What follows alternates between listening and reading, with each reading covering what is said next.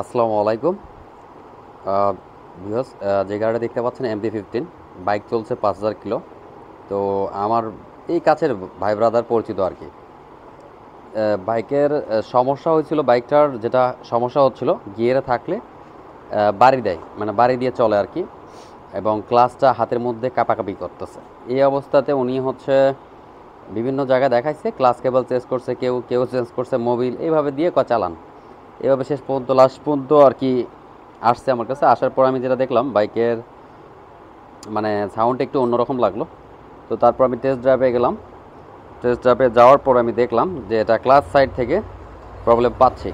তো তাকে বললাম ঠিক আছে খোলেন। তো ক্লাচ সাইডে খোলার পর যেটা চেক করতে গেলাম যে ক্লাসের সাবজেক্ট যেহেতু ক্লাসের সাথে যেহেতু সংযোগটা আমরা এই সাইডটা খোলা আছে, এখানে ভিতরে একটা পুশ রড, একটা বল থাকে। এটা অবশ্যই আপনারা সবাই জানেন, একটা রড থাকে মাঝখানে। যারা কাজ করেন তারা তো অবশ্যই জানেন, আর যারাও জানেন না, যারা বাইক চালান তারাও বুঝতে পারবেন। এই শ্যাফটের মাঝখান দিয়ে একটা রড থাকে, অর্থাৎ আপনি যখন ওই পাশে ক্লাস করেন তখন ওই রডটা এদিকে চাপ দেয়, দিয়ে তখন ক্লাসটা ফুলে ওঠে, মানে আপনার ক্লাসটা ফ্রি প্লে করে দেয়। তো সেই রডটা হচ্ছে এটা, এই এই যেমন এই রডটার কথা বলছি এতক্ষণ।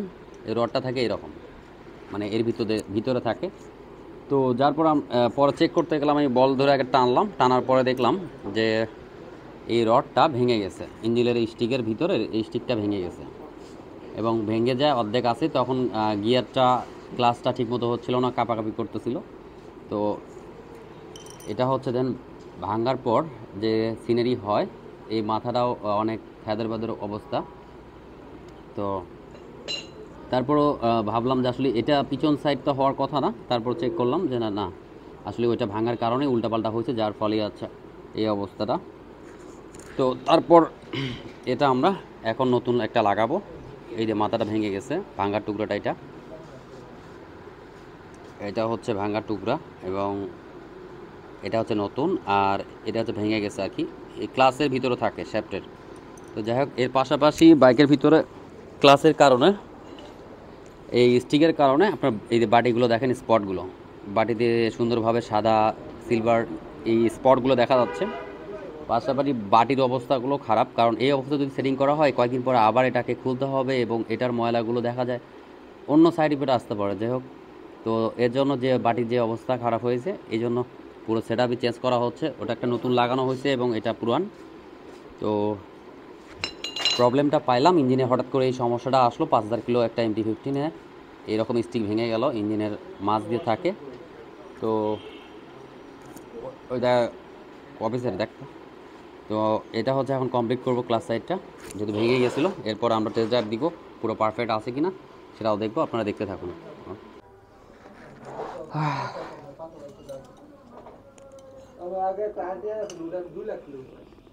আরটিআর তো 2 লাখ কিলো চালাচ্ছেন, সেটা ঠিক আছে। এখন বর্তমানে হ্যাঁ, এই ক্লাস প্লেটও চেঞ্জ করতে হচ্ছে এবং বাটিও চেঞ্জ করা হলো, এই জন্য পুরো সেট আপই চেঞ্জ। আর রড যেটা ভেঙে গেছিলো এটার মাথা এটা থাকে, এই যে রডের মাথা এরকম থাকে এটা। তো এরকম মাথাটা থাকে, এটা ভেঙে গেছে, এখন এটা নতুন লাগাবো।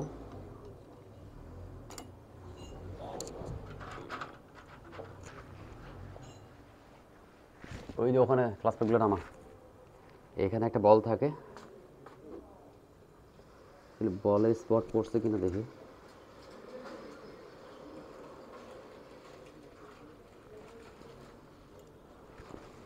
হ্যাঁ হ্যাঁ, ওটার ভিতরে একটা টান দিলে 3টে বার হবে, ক্লাস প্লেট একসাথে 3টে থাকে দেখ।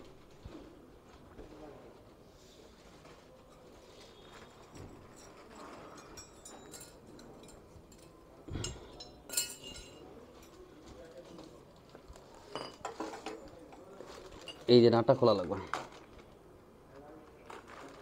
নাটটা খুলবে। এই হচ্ছে ক্লাস প্লেট সেট, এরকম ক্লাস প্লেট থাকে 3টা একসাথে।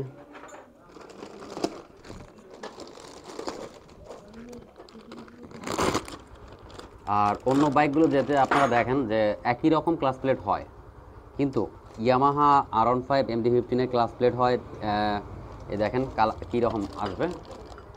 এটার চিকন আর একটা হচ্ছে চ্যাপটা, মানে বড় সাইজ আর দুটো ছোট সাইজ। এর ভিতরে কালারের মধ্যে দেখেন এর কালার এটার কালার সেম, আর মাঝখানের কালারটা আলাদা। এটা কেন দেওয়া হয় এই কালারটার মানে হচ্ছে আপনার এইটা থাকবে বাটির সাইড, আর এটা থাকবে ওই বাটির সাইড, আর মাঝখানে থাকবে এই ক্লাস প্লেটটা। অর্থাৎ যখন যে বাটির সাইডে যেগুলো থাকে এই ক্লাস প্লেটের টেম্পার থাকে একটু আরও বেশি, কারণ ওটার উপরে প্রেশারটা যায়। এই কারণে এটা কালারিং করেই দিচ্ছে, আপনার সেটিং করতে আরও ইজি। R15 বলেন, MT15 বলেন, সুবিধা।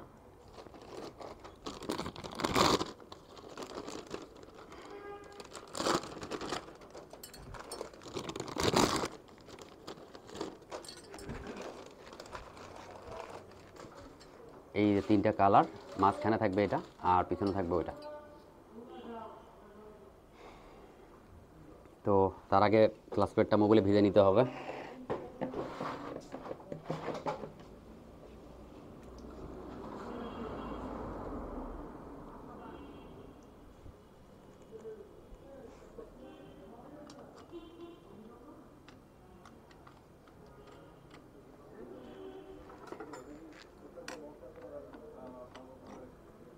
এখানে একটা ক্লাস প্লেট আর প্রেশার প্লেট দিয়ে এখানে লাগাইতে হবে। এখন এই যে মাঝের যে এই কালার চেঞ্জ, এটা মাঝখানে থাকবে, আর যে লাস্টের যে ক্লাস প্লেটটা আছে এটা বসবে এই পার্টের ভিতরে। আর প্রেশার প্লেটের এখানে উল্টা ভাও সিধে ভাও আছে, কারণ এখানে দেখবেন সমান আর একটা এখানে উঁচা। তো এটারও সেটিং সিস্টেম আলাদা।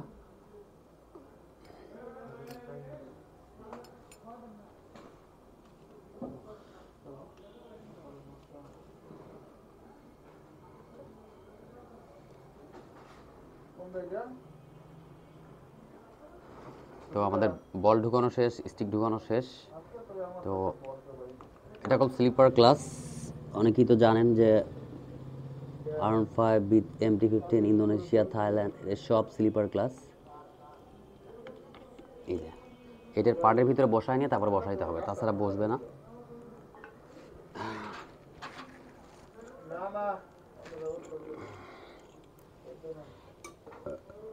দেখি এখানে একটা কাজ আছে, যে কাজটা,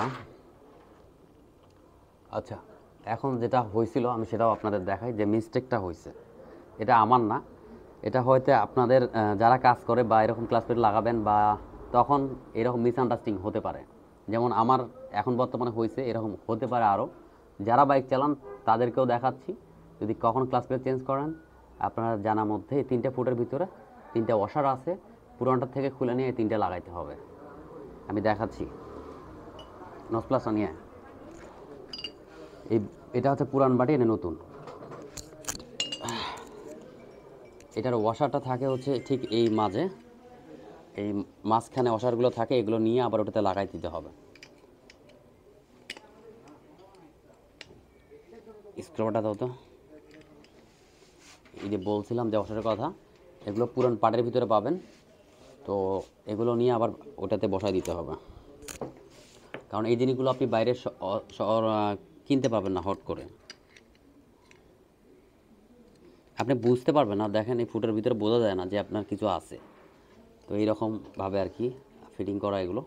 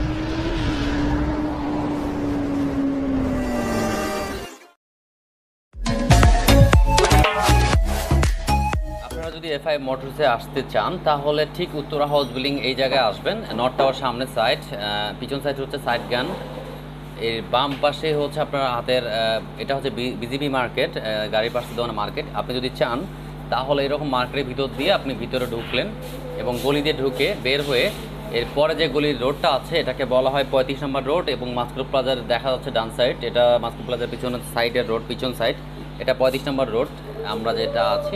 এখন আমি ঢুকতেছি সেক্টরের ভিতরে, আমরা যাব হচ্ছে 33 নম্বর রোডে, ওই রোডে গেলেই পেয়ে যাবেন দোকানটা। তাই দেখাচ্ছি আপনাদেরকে, সামনে যে মোচরটা থাকবে সেটা হচ্ছে 34 নম্বর রোড, 4 রাস্তার মোচর যেটা পাবেন এটা 34, এটা 34 নম্বর রোড।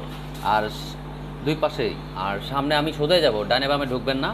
এরপরে যে সোজা যাওয়ার পর আপনি কিভাবে এফআই মোটরসে আসতে পারবেন, ঠিক সামনে আশেপাশে দেখতেই পাচ্ছেন, এই পাশে বাম সাইডে আপনি ঢুকবেন, এটা হচ্ছে 33-এর আর এটা হচ্ছে 33 নম্বর রোডের তো বাম সাইডে ঢুকলেন, ঢোকার পর এই রাস্তায় আপনি হালকা একটু সামনে গেলেই আপনি এফআই মোটরসটা পেয়ে যাবেন। খুবই ফাঁকা একটা জায়গা, ফরওয়ার্ড শান্তশিষ্ট, এখানে আসলে আপনি এফআই মোটরসটা পেয়ে যাবেন।